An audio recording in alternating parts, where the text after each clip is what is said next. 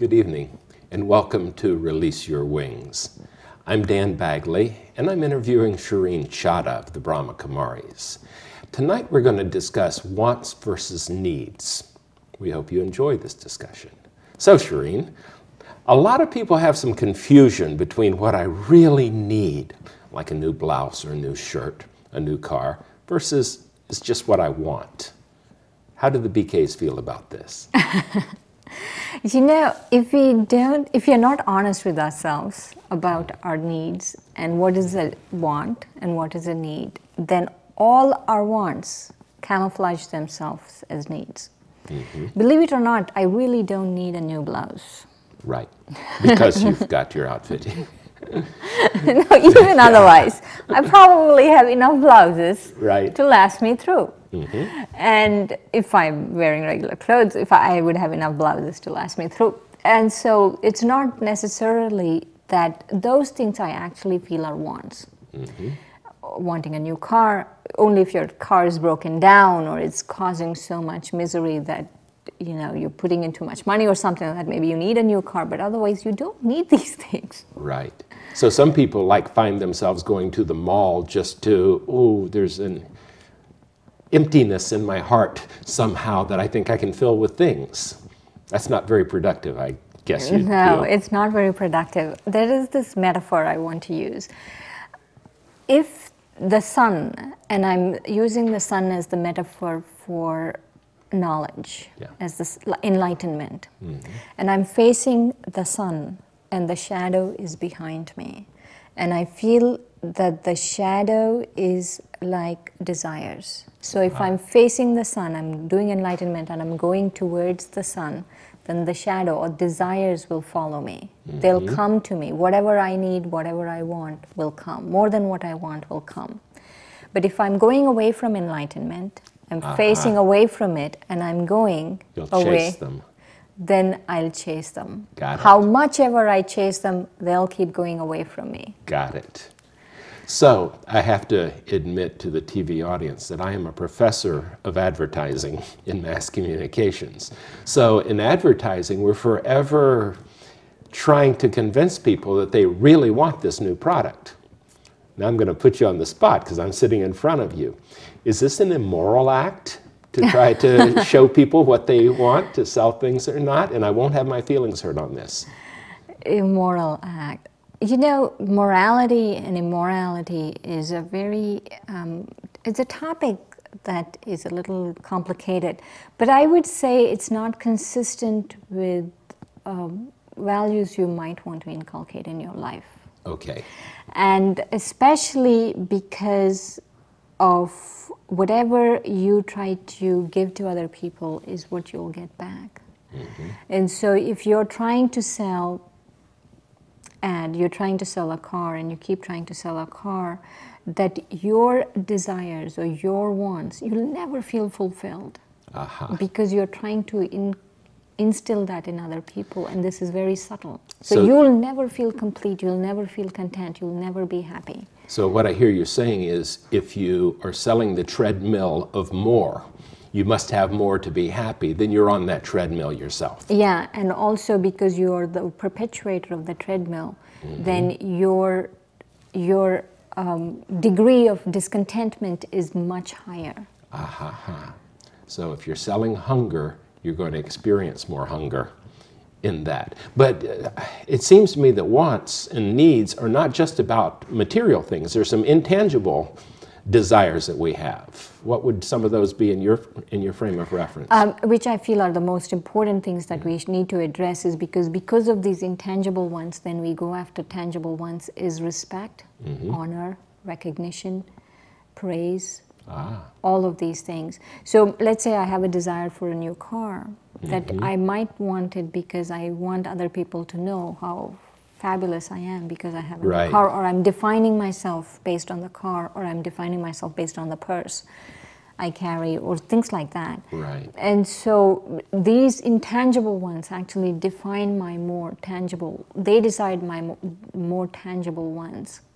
So when I talked about that kind of filling the hole in one's heart or in one's soul by going to the mall and buying something, what we're really talking about perhaps what I'm hearing you say is there's some intangible needs, desires for recognition, for people to say I'm wonderful, fabulous, or what have you, that I'm going to try to fill with things that can't fill that hole. Is that correct? Right, right. And there is a secret, I feel, that and it's a spiritual secret, it's a consciousness secret, is once I renounce my wants, then my needs will automatically be fulfilled.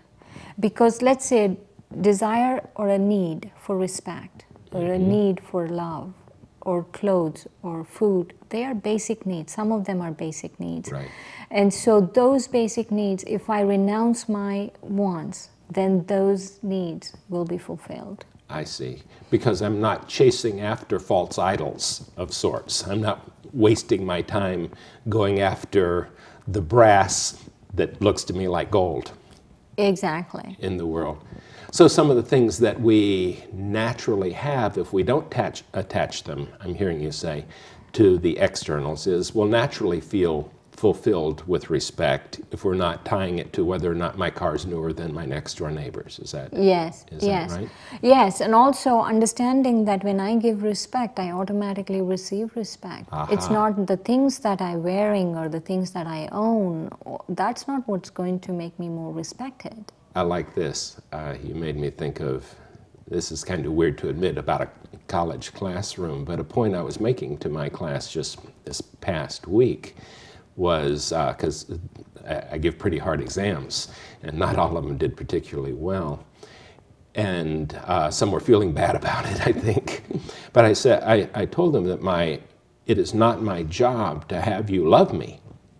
It is my job for me to love you. And please understand that my high regard for you is not attached to your grade. But I will call you on your stuff, and I think you're not studying hard enough. I will get on your case, but it is not that I don't like you or love you in that, in a strange sense. Now, the word love on a college campus may sound different than I was intending it, although they know me pretty well. I don't think they thought the 64-year-old man was talking about romantic love. But that is the thing I hear you saying, that if you give respect, you get respect. If you give love, you get love. Exactly. And we're talking about not necessarily romantic love. We're talking about the deep core, unconditional, high regard. Right, right. Also, the thing that I liked of what you shared the story is that it's important as part of love to set boundaries.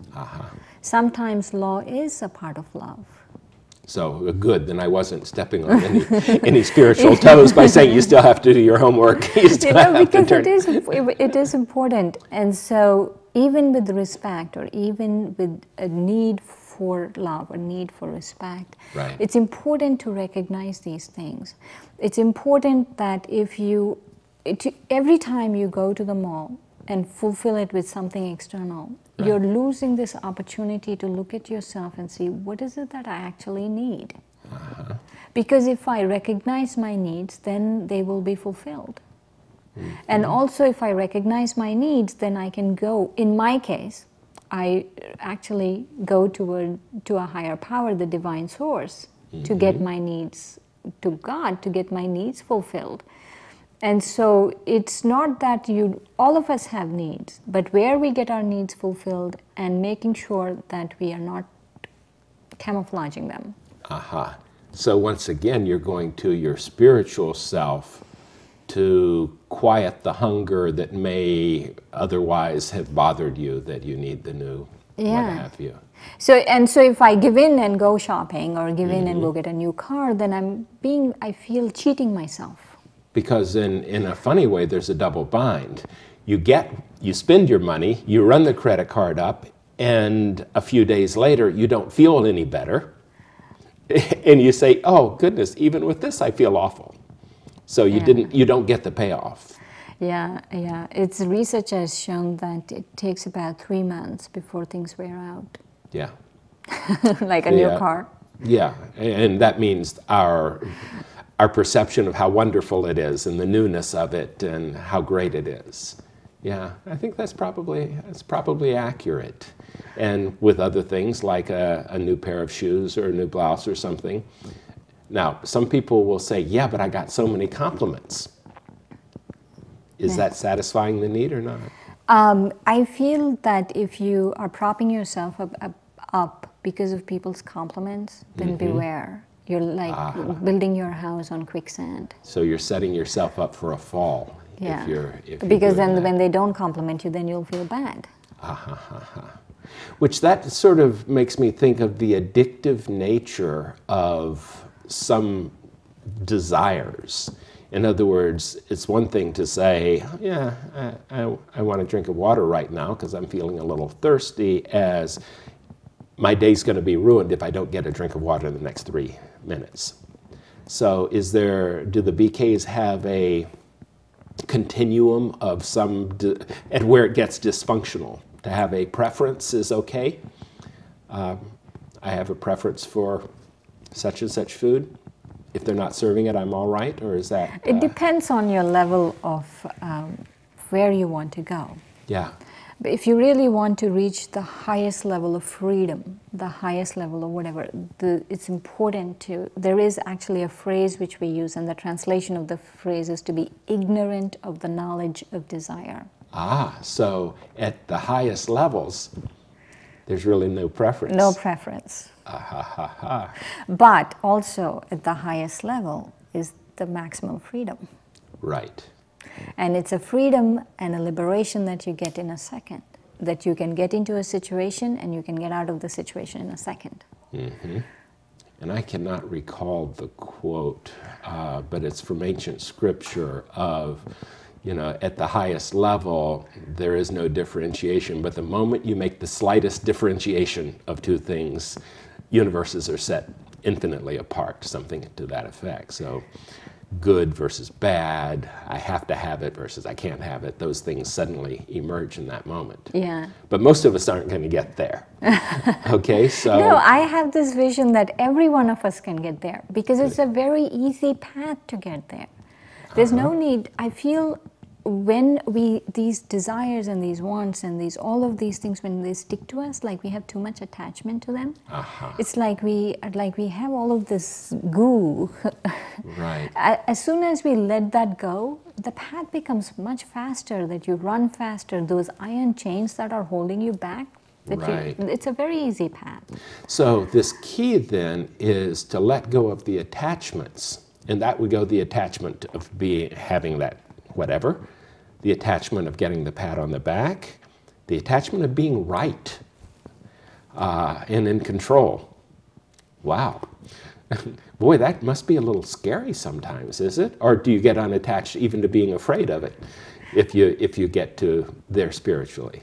No, I'll tell you what happens. There's no fear because you know that you've been able to conquer it before. So, and you know it's going to happen, and that you'll be able to go past it very quickly. So the divine blessing is the trust that it's going to turn out okay. Yeah, it's going to turn out okay. And I do want to say, if we have time, one thing. What I've noticed with desires in my own personal life is that the more desires I have, the more obstacles I have. It creates its own obstacles. Because I'm like trapping my mind in a bondage. Right. And so the mind is a very, very powerful force. And if I'm not able to use the mind with all its power, I'm trapping it in a desire, then all of these obstacles are coming and I'm not able to use it properly. So what I'm hearing you say is by having a very strong desire, it's like having a hunger that we create. And we can create it faster than we can reach satisfaction. And we'll find reasons why we can't do that. Is that right?